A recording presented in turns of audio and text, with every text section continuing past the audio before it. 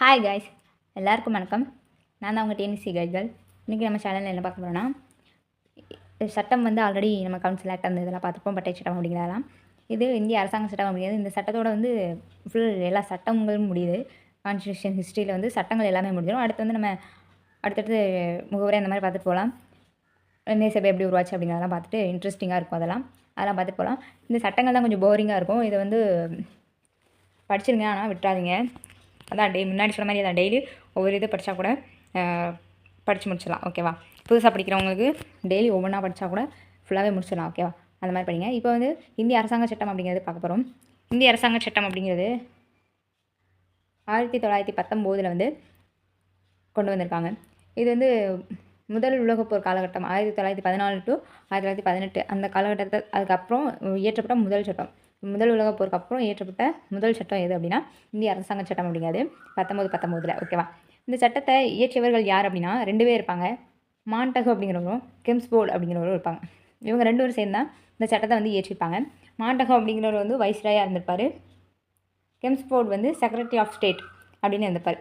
மிண்டமூரில் இருப்பார்ல, அதை மாதிரி. ஓகேவா? இப்போ இந்திய அரசாங்க சட்டம் 1919 கொண்டு வரப்பட்டுச்சு. முதல் உலகப்போர் நடந்ததுக்கப்புறம் இயற்றப்பட்ட முதல் சட்டம் எதுன்னு கேட்டால் இந்திய அரசாங்க சட்டம் 1919. இந்த சட்டத்தை இயற்றியவர் யாருன்னா வைஸ்ராய் வந்து மாண்டகோ, செக்ரட்டரி ஆஃப் ஸ்டேட் அப்படிங்கிறது வந்து கெம்ஸ்போர்ட். ஓகேவா? இது ஞாபகம் வச்சுக்கோங்க. இது வந்து இதை கொண்டு வந்தவங்க யாருன்னு சொல்கிறது. அடுத்து மத்திய மாநில சட்டத்துறையில் ஈரவை முறை வந்து நடைமுறைப்படுத்தியது அப்படின்னா, மத்திய மாநில சட்டத்துறை ஈரவை முறை அப்படின்னா என்னென்னா, இப்போ இருக்க கரண்ட் டேட்டில் இருக்குல்ல பார்லிமெண்ட்டில் எப்படி மக்களவை மாநிலங்களவையில் 2 இருக்கு இல்லையா, அந்த ஈரவை முறையை அப்போ இன்றைக்கி வந்து நாடாளுமன்றம் அமைச்சு சொல்கிறோம். ஒன்றிய அதாவது மத்திய அரசுன்னு சொல்கிறோம் இல்லையா, அப்போ வந்து அதை வந்து மத்திய சட்டத்துறை அமைச்சு சொல்லியிருக்காங்க. அந்த நாடாளுமன்றத்தை வந்து மத்திய சட்டத்துறை அமைச்சு சொல்லுவாங்க அந்த காலத்தில். ஓகேவா? அது அங்கே ஃபஸ்ட்டு ஈரவை முறை நடைமுறைப்படுத்தியது இந்த சட்டத்தின் மூலமாக தான். ஓகேவா? இந்திய அரசாங்க சட்டம் 1919 படி. அப்போ இது முக்கியமானது, ரொம்ப முக்கியமானது, ஞாபகம் வச்சுக்கோங்க. இந்திய அரசாங்க சட்டம் 1919 அடிப்படையில் தான் முதல்ல அதாவது பார்லிமெண்ட்டில் வந்து ஈரவை முறை வந்து நடைமுறைப்படுத்தப்பட்டுச்சு. ஓகேவா? ஆனால் அந்த டேட்டில் அதை எப்படி சொல்லுவாங்க, பார்லிமெண்ட் சொல்ல மாட்டாங்க, அதாவது நாடாளுமன்றம் சொல்ல மாட்டாங்க, மத்திய சட்டத்துறை அப்படின்னு சொல்லுவாங்க. ஓகேவா? அதான் மக்களவை மாநிலங்களவை அப்படின்னு சொல்லி இருக்கிறது ஃபஸ்ட்டு இந்த சட்டத்தின் மூலமாக தான் வந்துச்சு. ஓகேவா? அடுத்து நேரடி தேர்தல் முறை அப்படிங்கிறது அறிமுகம் செய்யப்பட்டிருக்கு. நேரடி தேர்தல் முறை ஆல்ரெடி நம்ம பார்த்துப்போம். மறைமுக தேர்தல் ஒரு சட்டத்தின் மூலமாக கொண்டு வராங்க. இந்திய கவுன்சில் ஆக்ட் அப்படிங்கிறதுல மறைமுக தேர்தல் முறை கொண்டு வந்திருப்பாங்க. அதே மாதிரி முதல்ல நேரடி தேர்தல் வந்து எந்த சட்டத்தின் மூலமாக அறிமுகப்படுத்தினாங்க அப்படின்னா 1919 சட்டத்தின் படி தான். ஓகேவா? இந்திய அரசாங்க சட்டம் 1919 இதன் அடிப்படையில் தான் முதல்ல நேரடி தேர்தல் முறை அப்படிங்கிறது அறிமுகம் செய்யப்பட்டிருக்கு. இது யாருக்கு வந்து கொடுத்துருந்தாங்க அப்படின்னா கல்வியில் வந்து அப்போ படிச்சுருந்துருப்பாங்க. அப்போல்லாம் படிக்கிறவங்க கம்மி தானே இல்லையா, அதே மாதிரி வரி செலுத்துவர்களுக்கு இவங்களுக்கு மேலே தான் ஓட்டுரிமை வந்து கொடுத்துருப்பாங்க. அப்போ 100 பேரில் வரி செலுத்துறவங்களை பார்த்தா ஒரு கொஞ்சம் பேர் தான் இருப்பாங்க. வரி செலுத்துறவங்களா இருக்கட்டும், கல்வி கற்றுக்கிறவங்களா இருக்கட்டும், 100 பேரில் ஒரு 10 பேர் அந்த மாதிரி தான் இருப்பாங்க. அவ்வளோ பேர் தான் வந்து ஓட்டுரிமை வந்து கிடச்சிருந்துருக்கும் அந்த காலத்தில். அப்படி தான் இருந்திருக்கும். அப்போ நேரடி தேர்தல் எந்த சட்டத்தின் மூலமாக அறிமுகப்படுத்தப்பட்டுச்சு ஃபஸ்ட்டு அப்படின்னு கேட்டால் இந்திய அரசாங்க சட்டம் 1919. ஓகேவா? நெக்ஸ்ட்டு செயலாக்கத்துறையில் வந்து 6ல் 3 நபர்கள் வந்து இந்தியர்கள் அப்படின்னு சொன்னாங்க. எக்ஸிக்யூட்டிவ் கவுன்சில் இருக்கு இல்லையா, அதில் 6 நபர்களில் 3 நபர்கள் வந்து இந்தியர்கள் வந்து ஜாயின் பண்ணிட்டாங்க. 6ல் 3 ஆல்ரெடி நமக்கு சத்யேந்திர பிரசாத் வந்து ஜாயின் பண்ணிப்பார் இல்லையா, அந்த மாதிரி 6ல் 3 நபர்கள் அடுத்து வந்து இந்தியர்களாக வந்து இருக்கலாம் அப்படின்னு சொல்லிட்டாங்க. அப்புறம் மாகாண சட்ட அதிகாரம் அப்படிங்கிறது 2ஆக பிரிக்கப்பட்டுச்சு. அதாவது ஒரு நம்ம மாகாணத்தோட சட்ட அதிகாரம் வந்து 2ஆக பிரிச்சுக்காங்க. அதாவது இரட்டை ஆட்சி முறை மாதிரின்னு வச்சுக்கோங்க. ஆல்ரெடி முன்னாடி வச்சுருந்துருப்பாங்க இல்லையா, இதை பார்த்துக்கிறது நீங்கள், வரியை வசூலிக்கிறத பார்த்துக்கிறதுக்கு நீங்கள், அந்த மாதிரி பிரிச்சுருப்பாங்க இல்லையா, இராணுவத்தை பார்த்துக்கிறது நீங்கன்னு. அதே மாதிரி இதில் மாற்றப்பட்ட பட்டியல், ஒதுக்கப்பட்ட துறைகள் அப்படின்னு சொல்லி பிரிச்சுருக்காங்க. மாற்றப்பட்ட பட்டியல் அப்படின்னா என்னென்னா, ஆளுநர் சட்டத்துறை 2 சேர்ந்து பார்த்துக்கிடுவாங்க மாற்றப்பட்ட பட்டியலை. ஒதுக்கப்பட்ட துறையில் வந்து ஆளுநர் ப்ளஸ் செயலாக்கத்துறை வந்து சொல்லுவாங்க. அதாவது இது வந்து ஸ்டேட் கவர்மெண்ட்னு வச்சுக்கலாம். மாற்றப்பட்ட பட்டியல் வந்து ஸ்டேட் கவர்மெண்ட் அப்படின்னு வச்சுக்கலாம். இப்போ இருக்கிறத வச்சு சொல்லும்போது இது மாற்றப்பட்ட பட்டியல் அப்படிங்கிறது ஸ்டேட் கவர்மெண்ட் வச்சுக்கலாம். ஒதுக்கப்பட்ட துறைகள் வந்து சென்ட்ரல் கவர்மெண்ட்னு வச்சுக்கலாம். அதாவது இதை செயலாக்கத்துறை வந்து என்னது, பார்லிமெண்ட்டு. ஓகேவா?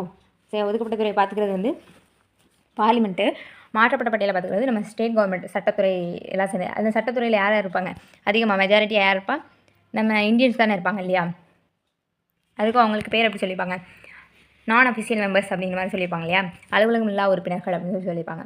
அவங்க தான் சட்டத்துறையில் அதிகமாக இருப்பாங்க. அவங்களுக்கு வந்து சட்டம் போடுறதுக்கு வந்து மாற்றப்பட்ட பட்டியலில் உள்ளதுக்கு மட்டும் தான் இவங்க சட்டம் எழுத முடியும். ஒதுக்கப்பட்ட துறைகளில் வந்து சென்ட்ரல் தான் பார்த்துக்கிடுவாங்க, அதாவது பார்லிமெண்ட்டு. ஓகேவா? இதில் வந்து அவ்வளோவா முக்கியமானதெல்லாம் கொடுக்க மாட்டாங்க.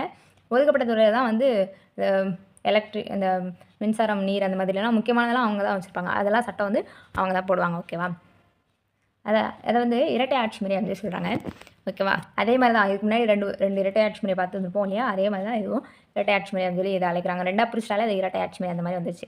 அடுத்து சீக்கியர்கள், கிறிஸ்தவர்கள், ஐரோப்பியர்கள், ஆங்கில இந்தியர்கள் என அனைவருக்கும் தனி வகுப்பாரி தேர்தல் முறை அறிமுகப்படுத்தப்பட்டுச்சு. ஆல்ரெடி நம்ம பார்த்துருப்போம், முஸ்லீம்ஸ்க்கு மட்டும் தனி வகுப்பாரி தேர்தல் முறை அறிமுகப்படுத்தப்பட்டுச்சு அப்படின்னு சொல்லியிருப்போம். அது யார் அறிமுகப்படுத்திப்பா அப்படின்னா மிண்டோ அப்படிங்கிறவர் அறிமுகப்படுத்திருப்பார். அப்படி தானே? வகுப்பாதை தேர்தல்முறையின் தந்தைன்னு கூட அவர் சொல்லுவாங்க. மிண்டோ அப்படிங்கிறவர் அறிமுகப்படுத்திருப்பார். அவர் வந்து வகுப்பாதை தேர்தல்முறையின் தந்தைன்னு சொல்லியிருப்பாங்க இல்லையா? அவர் வந்து ஃபஸ்ட்டு முஸ்லீமுக்கு மட்டும் வந்து வகுப்பாதை தேர்தல் முறை வந்து கொண்டு வந்திருப்பாங்க. அடுத்து எல்லாருக்குமே சீக்கியர்கள், கிறிஸ்தவர்கள், ஐரோப்பியர்கள், ஆங்கில இந்தியர்கள் எல்லாருக்குமே வந்து தனி வகுப்பாதை தேர்தல் முறை அறிமுகப்படுத்தப்பட்டுச்சு. ஓகேவா? அடுத்து அரசு தேர்வாணையம் வந்து அறிமுகம் செஞ்சுருக்காங்க. எப்போ ஆரம்பிக்கப்பட்டிருக்கு அப்படின்னா யூபிஎஸ்சி இருக்கு இல்லையா? அந்த இது வந்து 1926 சிவில் சர்வீசஸ் எக்ஸாம்ஸ் வந்து 1926 வந்து தேர்வாணையம் வந்து ஆரம்பிக்கப்பட்டிருக்கு. இது நம்ம இப்போ எழுதுகிறோம் இல்லையா டிஎன்பிசி எக்ஸாம்ஸ், அது வந்து ஃபஸ்ட்டு எப்படி இருந்துச்சுன்னா எஸ்பிஎஸ்சி அப்படின்னு சொல்லுவாங்க, அதாவது ஸ்டேட் பப்ளிக் சர்வீஸ் கமிஷன் அப்படின்னு சொல்லுவாங்க. இப்போ வந்து தமிழ்நாடு பப்ளிக் சர்வீஸ் கமிஷன் சொல்கிறோம் இல்லையா? அது மாதிரி அப்போ ஸ்டேட் பப்ளிக் சர்வீஸ் கமிஷன் அப்படின்னு சொல்லுவாங்க. அது வந்து 1929 வந்து ஆரம்பிக்கப்பட்டிருக்கு. அப்போ யூபிஎஸ்சி எக்ஸாம்ஸ் வந்து 1926, எஸ்பிஎஸ்சி அதாவது டிஎன்பிசி எக்ஸாம்ஸுக்கு வந்து எப்போ ஆரம்பிக்கப்பட்டிருக்கு தேர்வாணையம் 1929 வந்து ஆரம்பிக்கப்பட்டிருக்கு. ஓகேவா? நோட் பண்ணிக்கோங்க.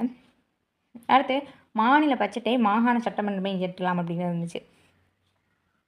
அதாவது ஸ்டேட்டோட இதை வந்து ஸ்டேட்டே வந்து ஏற்றுக்கலாம் அப்படிங்கிற பட்ஜெட்டை வந்து அவங்களே ஏற்றுக்கலாம். மாகாணம்னு எதை சொல்கிறாங்க இதில் அப்படின்னா மாநிலத்தை தான் சொல்கிறாங்க. மாநில பட்ஜெட்டை மாநில சட்டமன்றமே ஏற்றுக்கலாம். மாநிலத்தில் அடுத்த மாநிலங்களாக பிரிஞ்சிச்சு. மாநிலத்தில் வந்து சட்டமன்றங்கள் இருக்கு இல்லையா? அந்த சட்டமன்றமே இப்போ உள்ளது மாதிரி இப்போ உள்ள பட்ஜெட் தான் அவங்களே இது பண்ணுறாங்களே, நம்ம ஸ்டேட்டுக்கு நம்ம தானே பார்த்துட்டு இருக்கோம். அதே மாதிரி வந்து ஏற்றுக்கலாம் அப்படின்னு சொல்லி இந்த சட்டத்தின் மூலமாக சொல்லியிருக்காங்க. ஸோ ஞாபகம் வச்சுக்கணும். அதை வந்து இந்த பட்ஜெட்டை வந்து அவங்களே போடுறாங்க இல்லையா? அது சரி பார்க்குறதுக்கு 10 ஆண்டு கழித்து ஆணையம் அமைக்கலாம். அதாவது மேலே உள்ள வந்து பட்ஜெட்டுன்னு மட்டும் இல்லை, மேலே உள்ள எல்லாமே பார்லிமெண்ட்டில் வந்து 2ஆக பிரித்தது, இரட்டை ஆட்சி முறை, தேர்வாணையம் அமைச்சது, இது எல்லாமே பட்ஜெட்டு, இது எல்லாத்தையுமே சரி பார்க்குறதுக்கு ஒரு 10 வருஷம் கழிச்சு 10 வருஷம் அதன்படி நடக்கான்னு அதெல்லாம் கரெக்டாக நடந்திருக்கா அப்படிங்கிறத 10 வருஷம் கழித்து வந்து சரி பார்க்குறது வந்து ஒரு ஆணையம் மாதிரி அமைச்சு சரி பார்ப்பாங்க. ஓகேவா? ஓகே, இப்போ இந்திய அரசாங்க சட்டம் 19 அப்படிங்கிறது முடிச்சிருக்கோம். என்னென்னு ஃபஸ்ட்டு ரீகால் பண்ணிவிட்டு அடுத்த சட்டம் பார்க்கலாம். அடுத்து இந்த வீடியோவில் இந்த சட்டங்கள்லாம் முடிஞ்சிடும். ஸோ ஃப்ரீயாக இருக்கலாம். அடுத்து இன்ட்ரெஸ்டிங்கான முகவரி அந்த மாதிரி இன்ட்ரெஸ்டிங்காக போகலாம். ஓகேவா? பயப்பட வேண்டாம். சட்டம்னு சொல்லி யாரும் போர் அடிக்குன்னு நினச்சிட வேண்டாம். ஒரே சட்டமாக பார்த்துட்ருக்கோம் அப்படின்னு போர் அடிக்கும் அப்படின்னு நினச்சிட வேண்டாம். அவ்வளோதான், கொஞ்சம் தான் இருக்கும். டெய்லி ஒவ்வொரு டாப்பிக்காக படிச்சிங்கன்னா படிச்சிடலாம். முதல் உலகப்போர் எப்போ நடந்துச்சுன்னா 1914 to 1918 வரைக்கும் நடந்திருக்கும். இதுக்கப்புறம் இயற்றப்பட்ட முதல் சட்டம் வந்து இந்திய அரசாங்க சட்டம் 1919 அப்படிங்கிறதான். இது இயற்றியவங்க யார் அப்படின்னா வைஸ்ராயாக இருந்த மாண்டகோ அப்படிங்கிறோம், செக்ரட்டரியாக இருந்த எம்ஸ்போர்ட் அப்படிங்கிறோம். ஓகேவா? அடுத்து மத்திய சட்டத்துறையில் ஈரவை முக்கியமானது. மத்திய சட்டத்துறையில் ஈரவை முறை எப்போ கொண்டு வரப்பட்டுச்சோம்னா இந்த சட்டத்தின் மூலமாக தான் முதல்ல கொண்டு வரப்பட்டுச்சு. மாநிலங்களவை, மக்களவை அப்படிங்கிறது இப்போ இருக்கிறதுபடி அப்போ கொண்டு வரப்பட்டுச்சு. ஓகே. அடுத்தது நேரடி தேர்தல் முறை அறிமுகம் செஞ்சுருக்காங்க. முதல்ல ரொம்ப முக்கியமானது. அது யாருக்கு வந்து ஓட்டுரிமை வந்து வழங்கியிருக்காங்க அப்படின்னா வரி செலுத்துகிறவங்களுக்கும் கல்வி கற்பவர்களுக்கும் தான் வந்து ஓட்டுரிமை வந்து வழங்கியிருக்காங்க. அப்போ வந்து ரொம்ப கம்மியாக தான் இருந்திருப்பாங்க. கல்வி படிக்கிறவங்களா இருக்கட்டும், வரி செலுத்துகிறவங்களா இருக்கட்டும் ரொம்ப கம்மியாக தான் இருந்திருப்பாங்க. ஓகேவா? அதுக்கப்புறம் செயலாக்கத்துறையில் 6 நபரில் 3 நபர்கள் வந்து இந்தியர்களுக்கு வந்து இடம் கொடுத்துட்டாங்க. அடுத்து மாகாண சட்ட அதிகாரத்தை வந்து 2ஆக பிரித்தாங்க. என்னவா பிரித்தாங்க? மாற்றப்பட்ட பட்டியல், ஒதுக்கப்பட்ட துறைன்னு பிரித்தாங்க. மாற்றப்பட்ட பட்டியல்னால் ஆளுநரும் சட்டத்துறையும் பார்த்துக்கிடுவாங்க. ஒதுக்கப்பட்ட துறைனா ஆளுநரும் செயலாக்கத்துறையும் பார்த்துக்கிடுவாங்க. அதாவது இங்கேயும் ஆளுநர் சொல்கிறோம், அப்படி இங்கேயும் ஆளுநர் சொல்கிறோம். இது ஸ்டேட்டு, இது வந்து சென்ட்ரல். ஓகேவா? எல்லாத்துலேயுமே அங்கே கவர்னர் அப்படின்னு சொல்லுவோம். அதனால் ஆளுநர் இருக்குன்னு அவங்களே பார்ப்பாங்க அப்படின்னு நினச்சிட வேண்டாம். இது வந்து ஸ்டேட்டு, இது வந்து சென்ட்ரல். ஓகேவா? புரிகிற மாதிரி சொல்லணுன்னா இது ஸ்டேட்டு, சென்ட்ரல். இது ஃபஸ்ட்டு பார்க்கும்போது புரியாத மாதிரி தான் எனக்கும் இருந்துச்சு. அதுக்கப்புறம் நல்லா தெளிவாக பார்க்கும்போது தான் இது ஸ்டேட்டை சொல்கிறாங்க, இது சென்ட்ரலை சொல்கிறாங்கன்னு புரிஞ்சுக்கிட்டேன். ஸோ இதில் நீங்களும் வேணால் இதை ஒரு டைம் செக் பண்ணி பார்த்துக்கோங்க. மாற்றப்பட்ட பட்டியல் வந்து ஸ்டேட் கவர்மெண்ட் பார்த்துக்கிறோம். ஒதுக்கப்பட்ட துறை வந்து செயலாக்கத்துறை பார்த்துக்கிறோம். ஒதுக்கப்பட்ட துறை வந்து முக்கியமானதெல்லாம் சட்டம் இயற்றதுக்கு வந்து சென்ட்ரல் கவர்மெண்ட்டுக்கு வந்து வந்து அதிகாரம் இருக்கும். ஓகேவா? இதை வந்து இரட்டை ஆட்சி முறை வந்து சொல்கிறாங்க. அப்புறம் தனி வகுப்பாரி தேர்தல் முறை வந்து எல்லாருக்குமே அறிமுகப்படுத்திட்டாங்க. சீக்கியர்கள், கிறிஸ்தவர்கள், ஐரோப்பியர்கள், ஆங்கில இந்தியர்கள் அப்படின்னு எல்லாருக்கும் அறிமுகப்படுத்திட்டாங்க. அடுத்து தேர்தல் அரசு தேர்வாணையம் வந்து அறிமுகப்படுத்தப்பட்டுச்சு. யூபிஎஸ்சி வந்து 1926, எஸ்பிஎஸ்சி அதாவது எஸ்பிஎஸ்சி அது வந்து டிஎன்பிஎஸ்சி அதை தான் சொல்கிறாங்க 1929. அப்போ வந்து பேர் அப்படி தான் இருக்கும், ஸ்டேட் பப்ளிக் சர்வீஸ் கமிஷன் அப்படின்னு. அப்புறம் மாநில பட்ஜெட்டை வந்து மாகாண சட்டமாக அதாவது மாநில சட்டமன்றமே இயற்றலாம் அப்படின்னு சொல்லிட்டாங்க.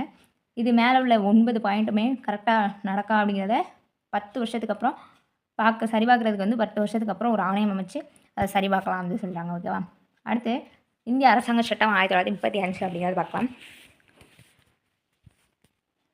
இந்த சட்டத்தில் அதிகாரங்களை வந்து பிரிச்சிருச்சு. அதாவது அதிகாரங்களை பிரிச்சிருச்சு எப்படின்னா மத்திய பட்டியல், மாகாண பட்டியல், பொதுப்பட்டியல்னு பிரிச்சிருச்சு. அதாவது இப்போ இருக்கு இல்லையா, இப்போ மத்திய பட்டியல், மாகாண பட்டியல் அப்படின்னு பொதுப்பட்டியல், அதே மாதிரி தான் அப்போவே வந்து இந்த சட்டத்தின் மூலமாக தான் ஃபஸ்ட்டு இப்படி பிரிச்சிருக்காங்க. பிரித்து இதை யார் பார்த்துக்குவாங்கன்னா மத்திய பட்டியல் தான் பார்த்துக்கிடுவாங்க. மத்திய அரசு தான் பார்த்துக்கிடும். மாகாணத்தில் உள்ளதை மாகாண அரசு பார்த்துக்கிடும். பொதுப்பட்டியல்னா அது மத்திய அரசு தான் பார்த்துக்கிடும். ஓகேவா? எஞ்சுள்ள அதிகாரங்களை வைஸ்ராய் பார்த்துக்கிடுவார். அதாவது மத்திய பட்டியலில் பொதுப்பட்டியலை வச்சு வைஸ்ராய் ஏற்றுவார்.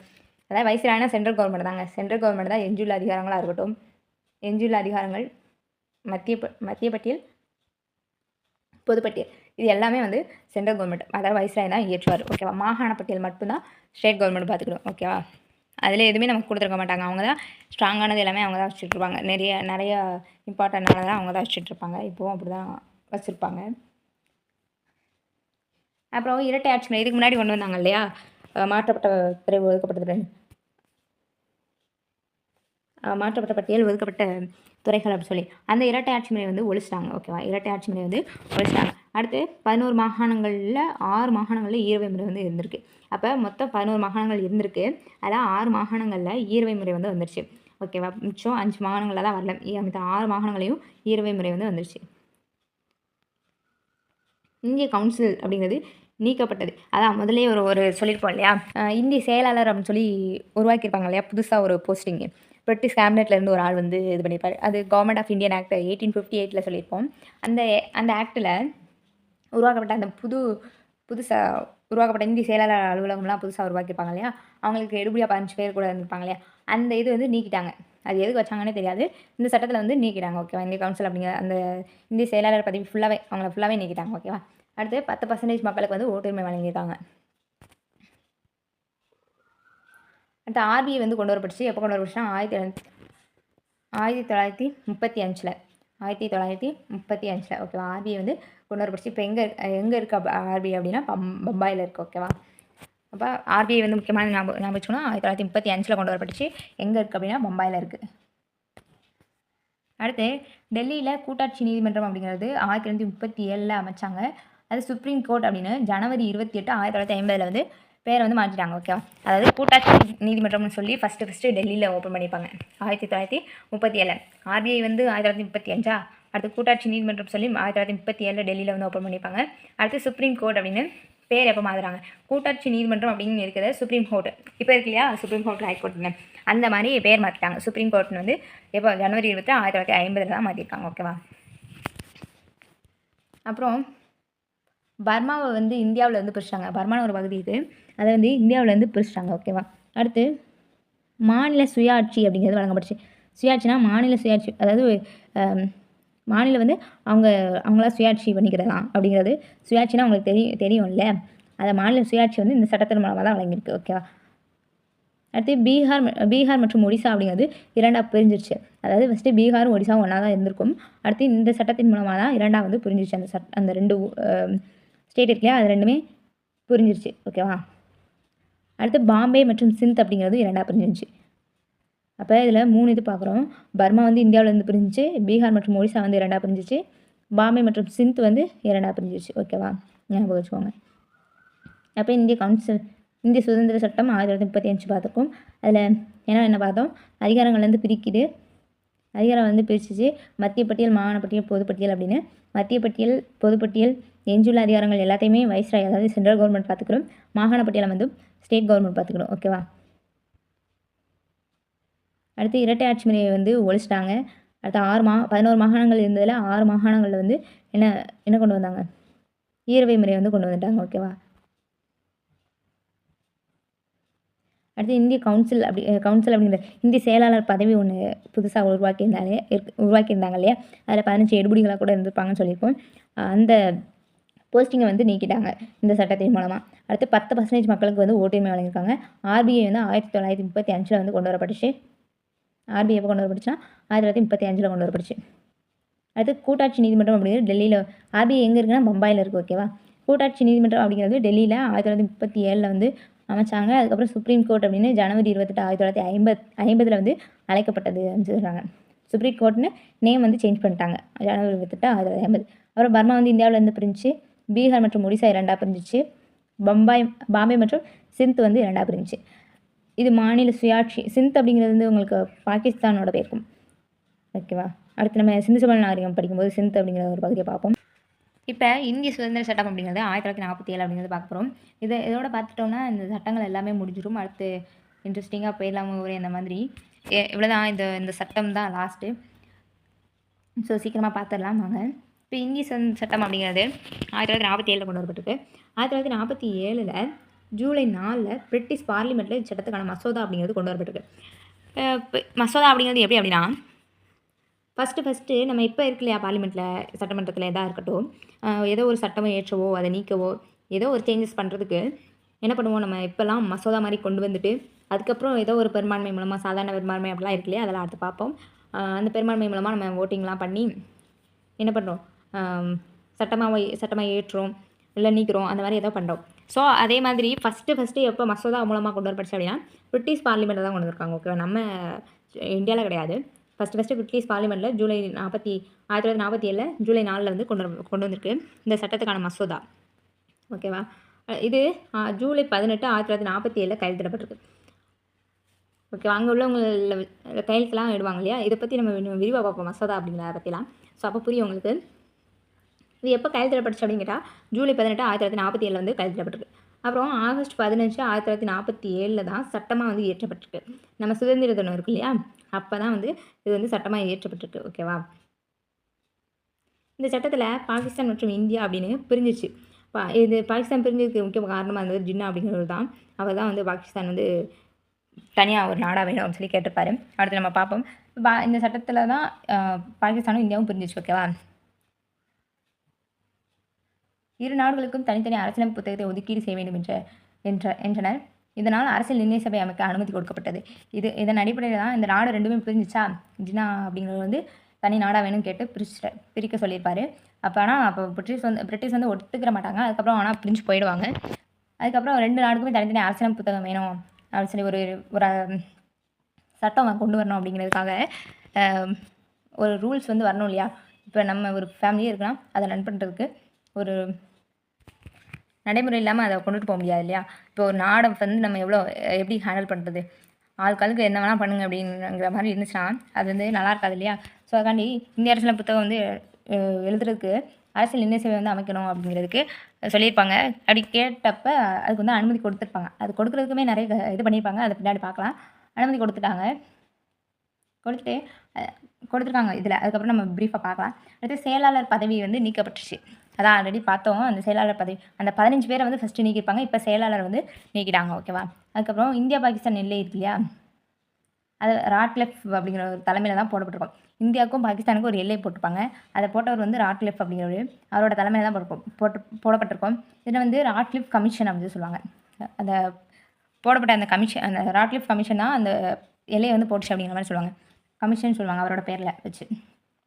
அப்புறம் குறுநில இடங்களில் உள்ள சிறிய அரசுகளை இந்தியா அல்லது பாகிஸ்தான் எங்கே வேணால் நீங்கள் வந்து சேர்ந்துக்கலாம், இணைஞ்சிக்கோங்க அப்படின்னு சொல்லிட்டாங்க. அந்த சின்ன சின்ன அரசுகள்லாம் இருக்கும் இல்லையா, அந்த அரசுகளை என்ன சொல்லிட்டாங்க, நீங்கள் பாகிஸ்தான் கூட போனால் போங்க, உங்களுக்கு எது பிடிச்சிக்கோ அங்கே போய் இணைஞ்சிக்கோங்க அப்படின்னு சொல்லிட்டாங்க. ஓகேவா.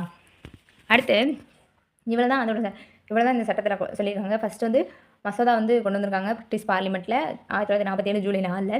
அடுத்து ஜூலை 18, 1947 வந்து கையெழுத்திடப்பட்டுருச்சு. ஆகஸ்ட் 15, 1947 வந்து சட்டமாக இயற்றிட்டாங்க. அது நம்ம சுதந்திர தப்பு தான். அது இந்த சட்டத்தில் பாகிஸ்தான் மற்றும் இந்தியா அப்படின்னு பிரிஞ்சிச்சு. ஜின்னா தான் முக்கிய காரணமாக பாகிஸ்தான் பிரிஞ்சதுக்கு. அப்புறம் 2 நாடுமே தனித்தனி அரசியலமைப்பு புத்தகம் வேணும் அப்படிங்கிறதுக்காக நிர்ணய சபை வந்து அமைக்க வந்து அனுமதி கொடுத்துருப்பாங்க அப்போ பிரிட்டிஷ் வந்து. அப்புறம் வந்து செயலாளர் பதவி அப்படிங்கிறது நீக்கிருக்கும். இதுக்கு முன்னாடி நம்ம பார்த்தது வந்து செயலாளருக்கு எடுபடியாக இருந்தாங்கல்ல 15 பேர், அவங்கள நீக்கிருப்பாங்க. இதில் வந்து அந்த பதவியை நீக்கிட்டாங்க. ஓகேவா. அடுத்து இந்தியா பாகிஸ்தான் எல்லை வந்து ராட்க்ளிஃப் அப்படிங்கிறது தான் போட்டுப்பாரு. அவர் போட்டதுனால ராட்க்ளிஃப் கமிஷன் அப்படின்னு சொல்லி சொல்லுவாங்க. ஓகேவா. அப்புறம் குறுநில இடங்களில் குறுநில மன்னர்களை வச்சு ஆட்சி செஞ்சுட்டு இருப்பாங்க இல்லையா, அவங்கள வந்து நீங்கள் எங்கே வேணால் போய் இணைச்சிக்கோங்க. இந்தியா கூட போனால் போங்க, பாகிஸ்தான் கூட போனால் போய் இணைச்சிக்கோங்க அப்படின்னு சொல்லிட்டாங்க. இப்போ இது முக்கியமானதை நோட் பண்ணிக்கோங்க. பிரிட்டிஷ் ஆட்சியோட கடைசி கவர்னர் ஜெனரலாக இருந்தவர் வந்து யார்னா மவுண்ட் பேட்டன் வந்து இருந்திருப்பார். அப்புறம் சுதந்திர இந்தியாவோட முதல் கவர்னர் ஜெனரலாக இருந்தவரும் மவுண்ட் பேட்டன் தான். அதாவது அவங்க பிரிட்டிஷ் நம்ம கிட்ட எல்லாத்தையுமே கொடுத்துட்டு கிளம்புவாங்க இல்லையா, அவங்க இங்கேருந்து எல்லாருமே கிளம்புவாங்க. அப்போ கடைசியாக கவர்னர் ஜெனரலாக இருந்தவர் யாருன்னு கேட்டால் மவுண்ட் பேட்டன் தான் இருந்திருப்பார். அப்போ நம்ம சுதந்திரம் கிடச்சிச்சு இல்லையா, கிடச்சதுக்கப்புறமா அவர் தான் கண்டினியூ பண்ணியிருப்பார். அதுக்கப்புறம் நம்ம இந்தியன்ஸ் பதவியேற்றதுக்கப்புறம் அவருமே போயிருப்பார். ஓகேவா. அப்போ சுதந்திர இந்தியாவோட முதல் கவர்னர் ஜெனரல் வந்து மவுண்ட் பேட்டன் தான். பிரிட்டிஷோட கடைசி கவர்னர் ஜெனரலும் மவுண்ட் பேட்டன் தான். அப்புறம் நம்ம இந்தியன்ஸ் யார் ஃபஸ்ட்டு வந்தா அப்படின்னா ராஜகோபாலாச்சாரி. இந்திய சுதந்திரத்துக்கு பின் பொறுப்பேற்ற முதல் இந்திய கவர்னர் ஜெனரல் யார் அப்படின்னு கேட்டால் ராஜாஜி. ஓகேவா. ராஜாஜி அவர் தான் வந்து பொறுப்பேற்றிருந்திருப்பார். ஓகே. நம்ம இது வரைக்கும் இப்போ சட்டங்கள்லாம் முடிச்சு இதெல்லாம் நோட் பண்ணிக்கோங்க. சட்டங்கள் எல்லாமே முடிச்சாச்சு, எல்லா சட்டமே முடிச்சாச்சு. ஃபஸ்ட்டு கான்ஸ்டியூஷன் ஹிஸ்ட்ரியில் எல்லா சட்டங்களுமே நம்ம இப்போ முடிச்சிட்டோம். ஸோ இந்த சட்டத்தில் எல்லாமே தெளிவாக படிச்சுட்டு மைண்ட் செட் பண்ணிடுங்க. இந்த கொஷின்லாம் நான் ஆல்ரெடி போட்ட வீடியோஸ் கூட நான் ஷேர் பண்ணாமல் இருப்பேன். இப்போ டெலகிராமில் எல்லாமே ஷேர் பண்ணிடுறேன். வீடியோ வந்து நீங்கள் எல்லாருமே ஃபுல்லாக பாருங்கள். பார்த்தா தான் புரியும். ஒரு இடத்துல சொல்லாத இன்னொரு இடத்துல கூட சொல்லியிருப்பேன் இல்லையா, அதுக்காக. ஸோ வீடியோ எப்படி இருக்குன்னு சொல்லுங்கள், கமெண்ட் பண்ணுங்கள், லைக் பண்ணுங்கள், ஷேர் பண்ணுங்கள், சப்ஸ்கிரைப் பண்ணிக்கோங்க. அடுத்த வீடியோவில் சந்திக்கிறேன். பாய்.